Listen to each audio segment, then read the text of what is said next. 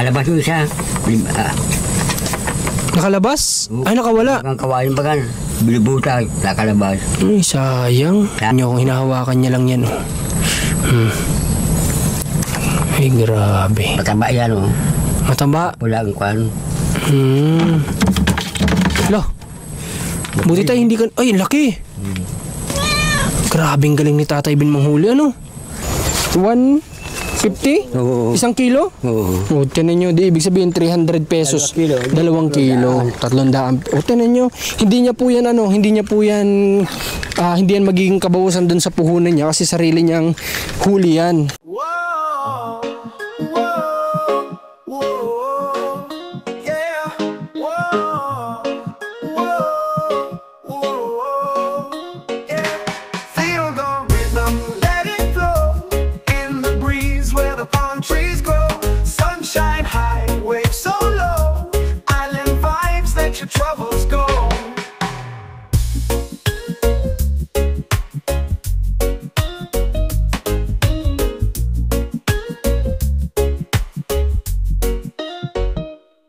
From the mountains to the sea, a place where the heart runs free.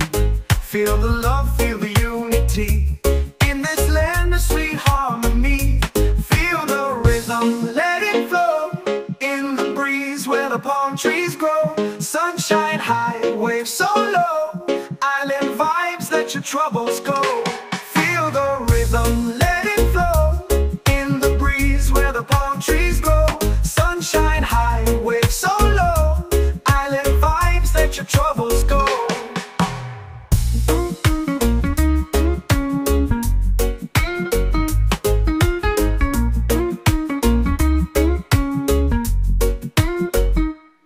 Dancing under the starry night. Music strong, it feels so right.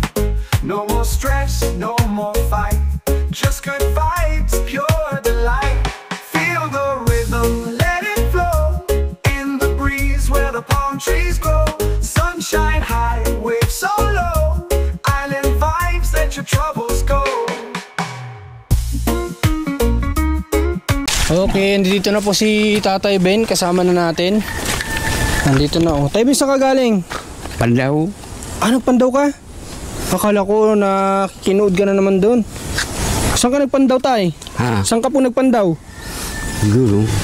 Ay, dito sa may pinapandawan mo dito, hindi ka nagpandaw? Pandaw ako doon, dalawa ang huli ko. Ngayon may nakalagay pa doon, wala na? Meron. Lagay ko na ako doon dalawa. Tingnan natin. Maliit. Tara, samahan mo kami. Ay, samahan mo kami, samahan ka namin. Parang alam natin. Parang tayo yung nagpapandaw tuloy. Samahan mo kami. Ay, samahan ka namin. Tingnan natin yung ginagawa mo dun. Ha, Tay? Malayo. Dito na lang, malapit. Pagbalik. Malayo talaga? Saan ka nagpandaw dito yung dati mong pinaglalagyan dyan?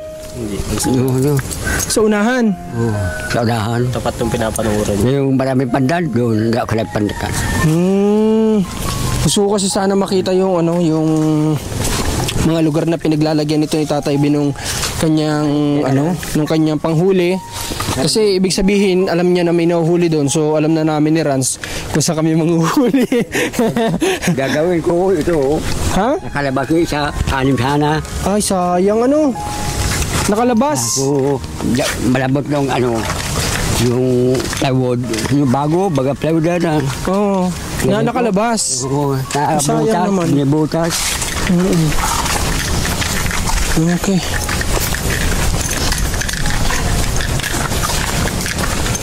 Ito si Tatay Ben, minsan po hindi siya, alam niyo yun, hindi siya lumalabas ng yung para lang masayang yung buong maghapon.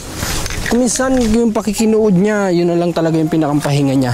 Pero mas madalas yung pumupunta siya sa labas para po, yan kagaya niyan, magtrabaho, sumubok na manghuli ng mga crabs para nang sa ganon, bukod din sa binibili niya ay mayroon pa siyang pangsarili na hindi kailangan mamuhunan. Di ba?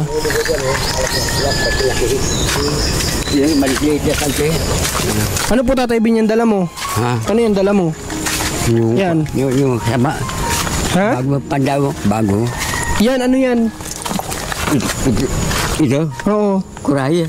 May huli ka dyan? May huli. Dala na pala niya yung huli niya, mga bayan.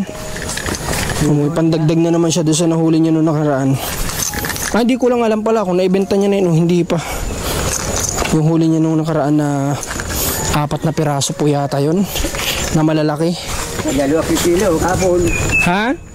2 kilo. Naka 2 kilo po sa tatay. Kapundaan. Naka 2 kilo kakahapon? Oo. Galing naman ni tatay Ben, oh. Tinan nyo. Di ba? Ha? May di na. May na rin, di ba? Magkano naman na naging income mo doon? Dati din.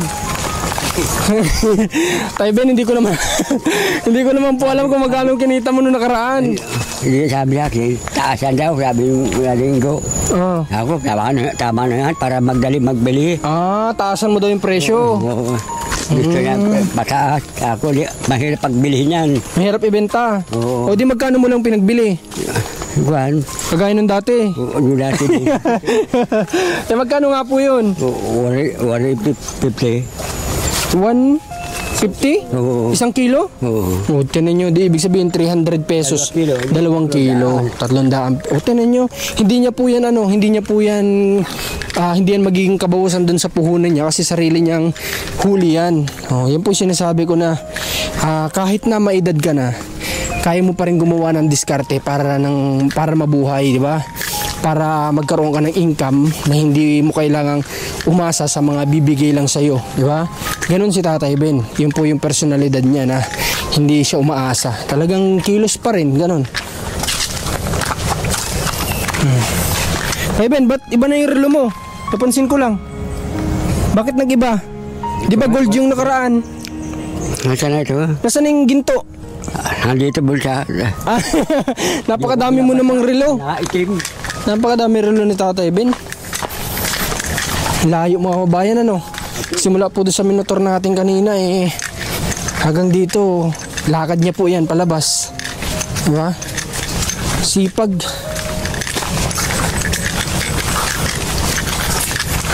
Tay Ben, parang maniknik dito ngayon, ano? Maniknik. Maniknik po ngayon. Oo. Pan. Oo. Maniknik ka na. Wala na yung pan. Hangin. Sa mga di nakakalam, ito po yung niknik na kala mo lamok na nasa gilid ng dagat madalas.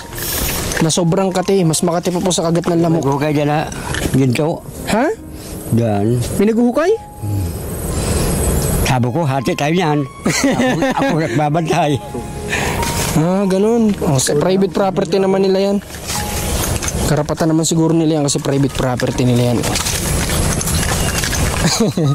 Hati daw sila at siya daw nagbabantay. Businessman yan si Tatay Ben, kaya hindi pwedeng walang income sa pinagpapaguran niya. Dito na tayo mga bayan sa bahay niya. Kaya yung mga dala ni Tatay Ben na ginagamit niya sa paggawa siguro ng panghuli. Tama ba? Yun yung ginagamit niya, no? Martilyo para sa pako, syempre. Tapos ito, yung ginagamit niya siguro pang tabas ng mga pamain na inaano niya. Yung nilalagay niyang pamain na dahon. Hindi na makakula aso nila. Ha? Hindi na mabuksan? Ayos. Kahit hirap po yan maglakad, talagang ano pa rin, kilos pa rin talaga. Ba't may martilyo ka na? Araw-araw mo gaganyanin? Layo ko na dyan, baka mapapasok. Baka mapasok? Baka babata. Akala ko nga po kanina tayo nakikinood ka lang doon. Akala ko nagtatambay ka lang. Yung pala nang naglagay ka pala ng panghuli.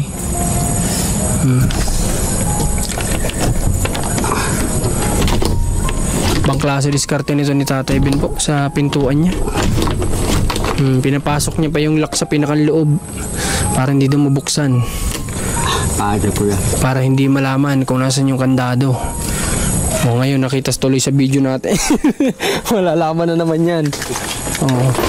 Pero sa tingin ko naman kasi dyan, kahit po yan ay hindi natin ipakita o ipakita man natin o hindi, talagang sa may intensyon na may kumuha, na may gawing hindi maganda, gagawa ng paraan para mabuksan, di ba?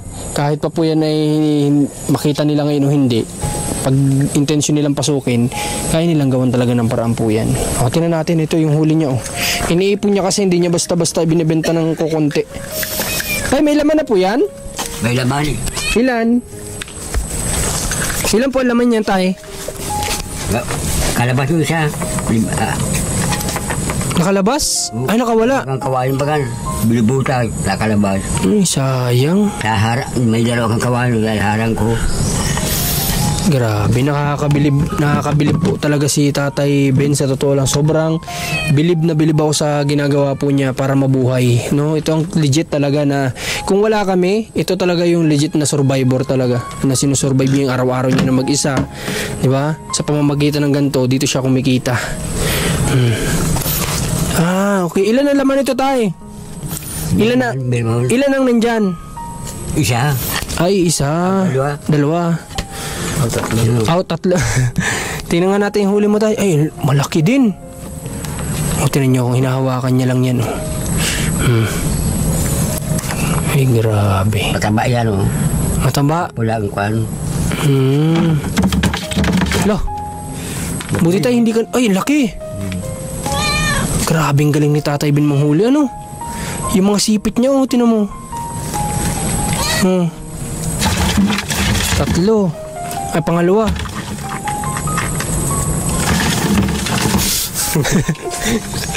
Grabe, parang dumadakot lang si Tatay Ben ng bigas. Yun, hindi siya natatakot na maano, akin na. Sige, tapon mo. Pansara. Okay. Hindi siya natatakot na yung masipit o ano. Ay, may gagawin na naman pala siya. Ito, pakita ko sa inyo mga bayan. Ito naman yung isang gagawin niya na naman na panibago. Di ko alam kung ilang ganito na meron si Tatay Ben. Ayan, may ano siya, may butas, pero low, sound check. Pwede pala itong microphone. Sound. Tignan nyo. Ayan, wala pa siyang butas, pero sa tingin ko bubutasan to ni Tatay. Tapos dito niya yung lalagyan ng lagayan ng pamain. Tapos yung trap na kapag gumalaw yata hindi na makakalabas yung crabs dito sa loob. Sino po ang may mga gumagawa ng ganito, mga bayan? Comment nyo nga po sa comment section natin kung meron sa inyong gumagawa ng gantong pamamaraan, o baka si Tatay Ben lang.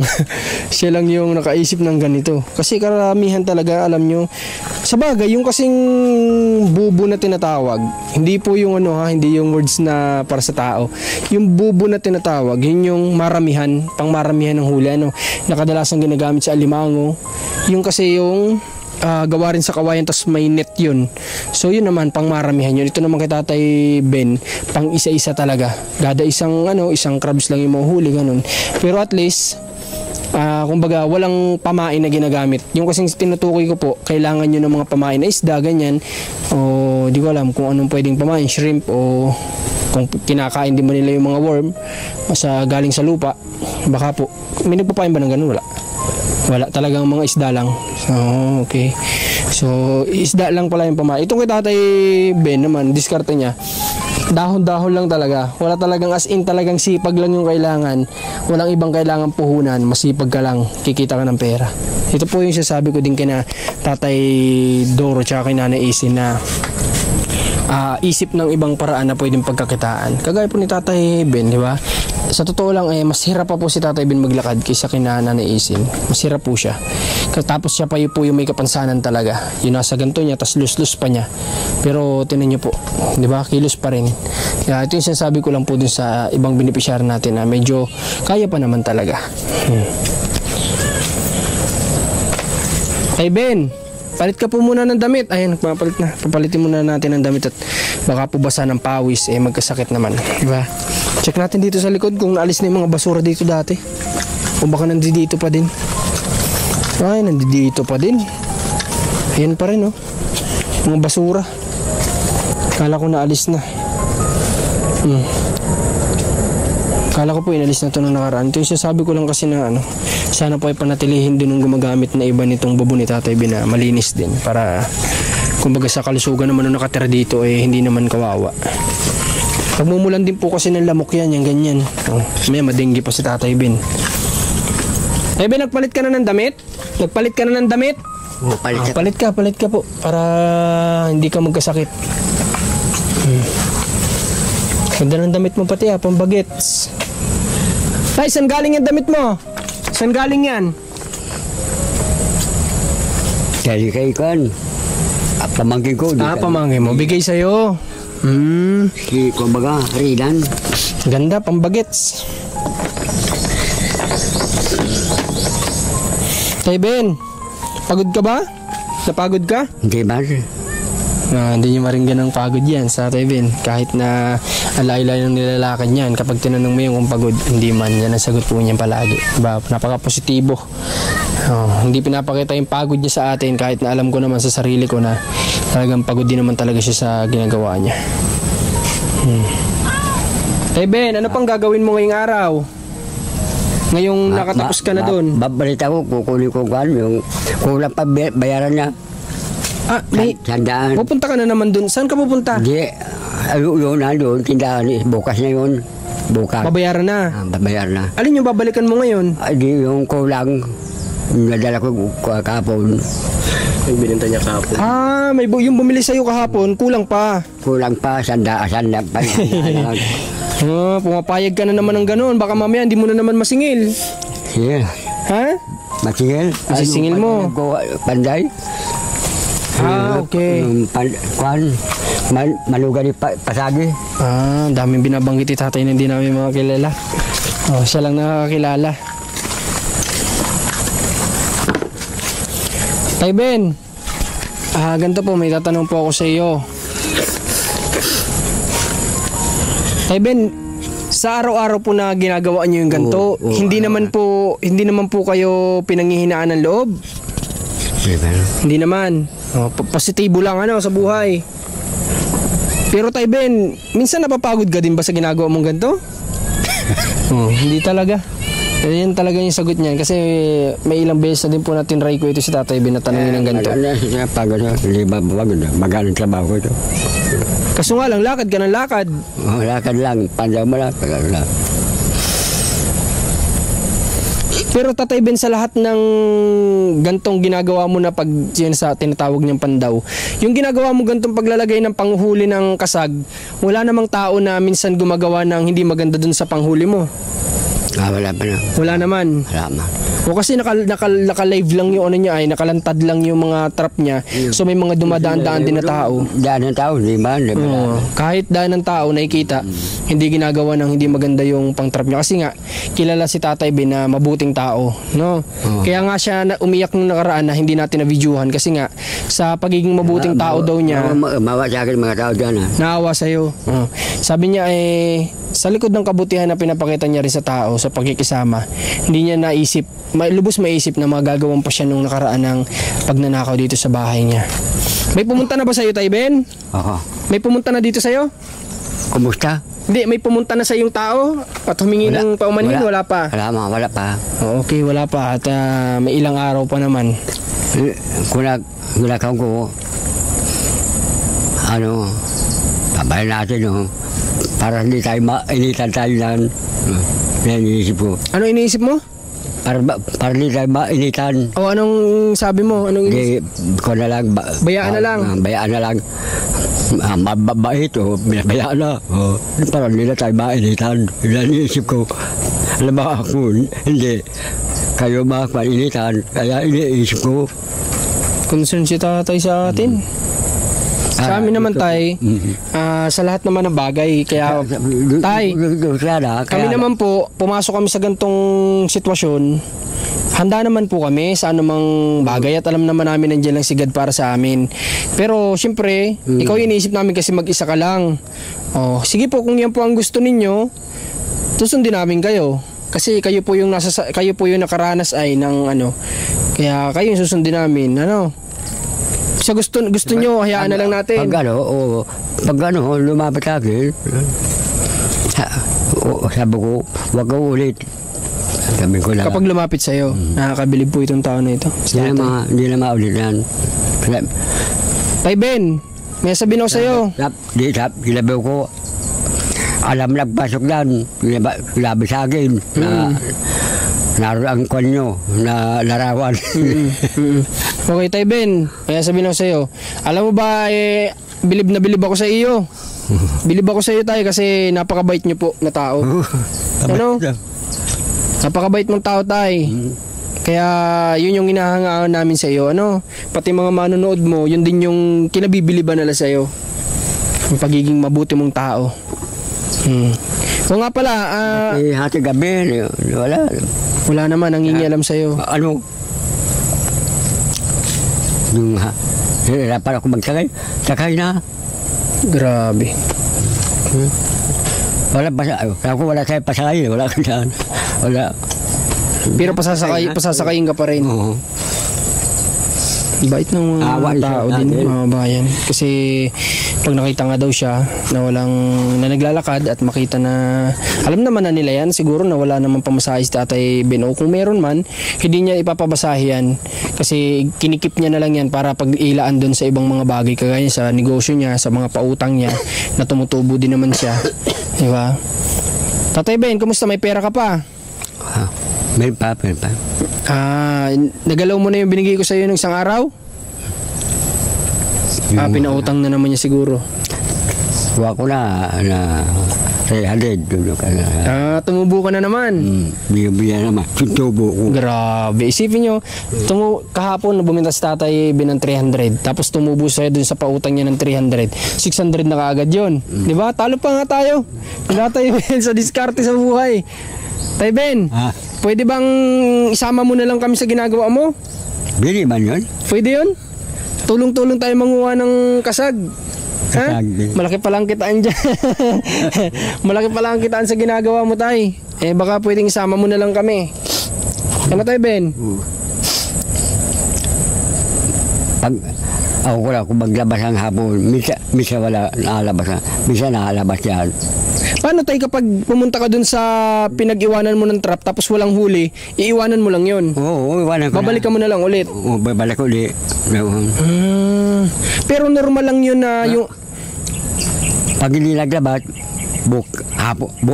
Kinabukasan? Bukasan, maabalik na. Meron na yun? Meron na yun.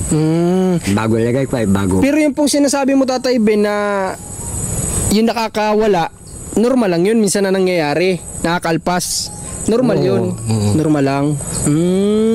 Paano yun? Mawawala na yung pamain mo doon? Ganito.